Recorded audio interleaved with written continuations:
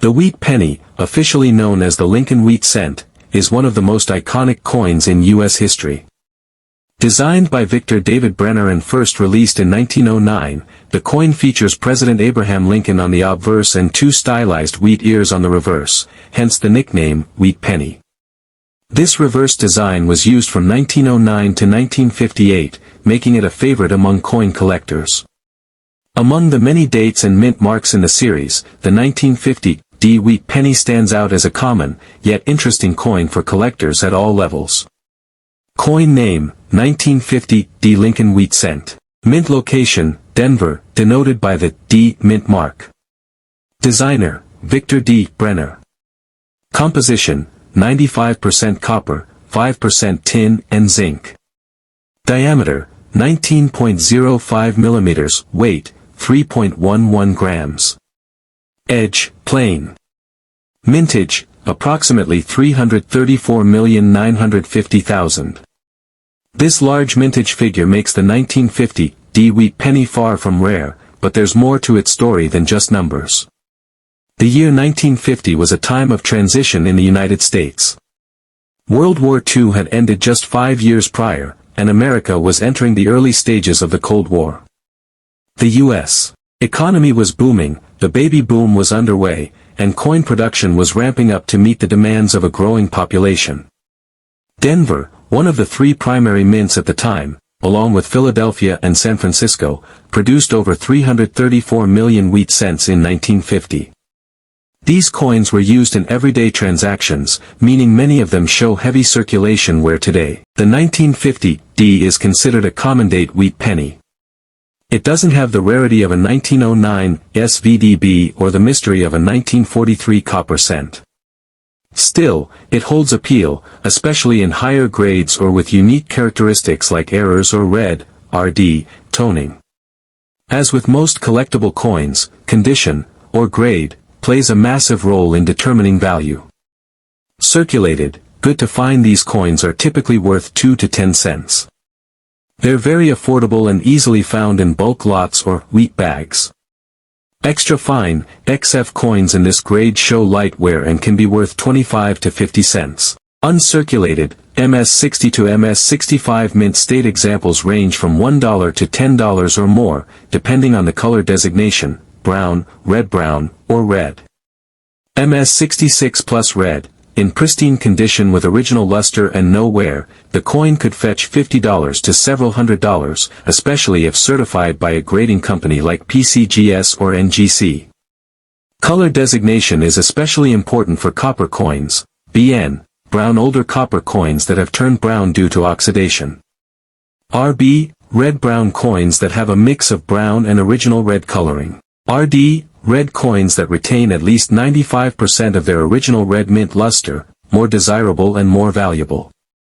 A 1950 D wheat penny in MS-66 RD, red, condition is considered a premium collector's item. Though the 1950 D isn't famous for rare varieties, a few minor errors and interesting strikes have been found over the years, a popular variety among collectors. The D mint mark was sometimes punched into the die multiple times, creating a repunched mint mark effect. Some examples of the 1950 D RPM have sold for $10 to $75, depending on condition and visibility. These are minor die breaks that can form raised lines or blobs of metal on the coin. While usually not extremely valuable, they're of interest to error collectors. A small number of 1950 D wheat pennies were struck slightly or significantly off-center. A coin struck 5 to 10% off-center might sell for $20 to $100 plus, depending on grade. If you believe you have a high grade or error coin, professional grading can make a big difference in value. PCGS, Professional Coin Grading Service. NGC, Numismatic Guarantee Company. NX, American Numismatic Association Certification Service. Coins that are authenticated and encapsulated in slabs by these services tend to sell for higher premiums and are trusted by buyers and sellers alike. While the 1950 D wheat penny is not rare, investing in high-grade examples or error varieties may yield modest returns in the long term. The coin market can be unpredictable, however, and prices fluctuate based on overall demand and economic factors. We recommend buying coins because you enjoy them, not purely for profit. Coin collecting is a hobby that can sometimes be lucrative, but it's always educational and engaging. If you're looking to add this coin to your collection, here are some places to check. Coin shops. Local dealers often have common wheat pennies in bulk bins or 2x2 holders.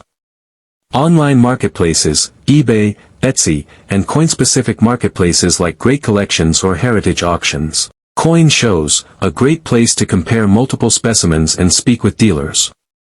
Estate sales and garage sales. Occasionally, older coin collections show up at these sales. Roll searching. Searching bank-wrapped penny rolls rarely turns up wheat pennies today, but it's still possible and fun. It's made of pre-1982 copper, meaning it has intrinsic metal value greater than 1 cent. However, melting U.S. cents for metal is illegal under federal law.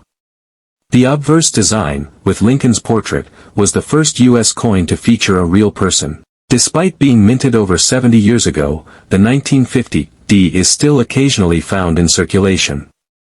Copper coins are sensitive to environmental factors like moisture, air, and handling. Here are some tips to preserve your 1950 D and other wheat cents. Use coin flips or 2x2 holders for individual storage. Avoid PVC plastic as it can damage coins over time. Store in a cool, dry place, preferably in archival safe containers. Wear gloves when handling high-grade or red-toned coins to avoid fingerprints. The 1972 Washington quarter is one of the most common coins made in the United States. It's a coin that most people have used or seen before. Even today, you might find one in your pocket change. While this quarter is not rare, it can still be fun to collect, and in some cases, it can be worth more than 25 cents, especially if it's in great condition or has an error. The Washington quarter was first made in 1932 to honor George Washington's 200th birthday. The front of the coin, called the obverse, has a picture of George Washington's head. This design was created by an artist named John Flanagan. The back of the coin, called the reverse, shows an eagle with its wings open. This design stayed the same until 1998, when the state quarters started. In 1972, the U.S. Mint made Washington quarters at 3 different places. The Philadelphia Mint made over 215 million quarters that year. These coins have no mint mark. The Denver Mint made more than 311 million quarters, and these coins have a small letter, D, on the right side of Washington's ponytail. The San Francisco Mint made around 3.2 million proof quarters, which were not meant for spending. These coins have an S mint mark and were sold to collectors in special coin sets. They have a shiny, mirror-like finish and look different from the regular coins. The 1972 quarter is made of a copper core with a layer of nickel on the outside. The coin weighs about 5.67 grams and is about the size of all modern quarters made today. These coins are not silver. In fact, by 1971, all quarters made for daily use were copper-nickel, not silver. Some people still think old quarters are made of silver, but that only applies to coins made in 1964 or earlier. Now let's talk about value. Most 1972 quarters that you find in circulation today are only worth 25 cents. This is because so many were made and most of them have been used for many years. However, if you have a coin that has never been used and still looks brand new, it could be worth more. These coins are called uncirculated or mint state. A mint state 1972 quarter can sell for $1 to $10, and sometimes even more if the coin is in very high grade, like MS-66 or MS-67. Some of these high-grade coins have sold for over $100 at auction, but they are rare. There are also proof coins from 1972 that were made in San Francisco. These coins were not made for spending. They were made for collectors and sold in plastic cases. Proof coins are usually worth a few dollars, depending on how well they have been kept. A proof 1972 S quarter in perfect condition can be worth $10 or more. If it has special features like deep cameo contrast, where the design is very frosty and the background is shiny, it can sell for even higher prices. One of the most fun parts of coin collecting is finding coins with errors. These are mistakes made at the mint while the coin was being made. The 1972 quarter does not have a famous or well-known error like some other coins, but collectors have still found interesting mistakes. Some 1972 quarters have been found with the design doubled. This is called a double die. On these coins, you might see extra lines on the letters or numbers, especially in Liberty or In God We Trust. If you find one of these, it could be worth $50 or more, depending on how strong the doubling is and what shape the coin is in. Another type of error is an off-center strike. This happens when the coin is not lined up correctly in the machine, and the design is printed off to the side.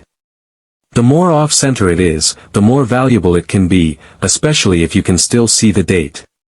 These kinds of error coins can sell for anywhere from $10 to over $100. Some 1972 quarters were also made on the wrong type of coin blank. For example, if a quarter was struck on a dime or penny blank, it would be smaller or lighter than normal. These rare errors are usually worth hundreds of dollars and need to be checked by a professional. If you think you have a valuable quarter from 1972, the best thing to do is to have it looked at by a coin expert. You can also send it to a grading company like PCGS or NGC. They will grade the coin and tell you how good it is. They will also check to see if it is real and if it has any special errors. Graded coins are placed in plastic holders and are easier to sell later if you want to. Even if your 1972 quarter isn't worth much, it's still fun to collect. It's a piece of history, and it teaches you about how coins are made and how the economy has changed. Many people collect one coin from each year, or one from each mint, just for fun. You can keep them in coin albums, jars, or cases. It's an affordable and interesting hobby that you can do at any age. You can still find 1,972 quarters in your daily change or from coin rolls from the bank. Some people buy large bags of old coins and search through them for hidden treasures. You never know what you might find. A coin that looks normal could be an error or a rare variety. That's part of what makes coin collecting exciting. To take care of your coins, don't clean them, even if they look dirty. Cleaning a coin can damage it and make it worth less. Always hold coins by the edges, not the front or back. You can store them in soft holders or special coin flips made without harmful chemicals.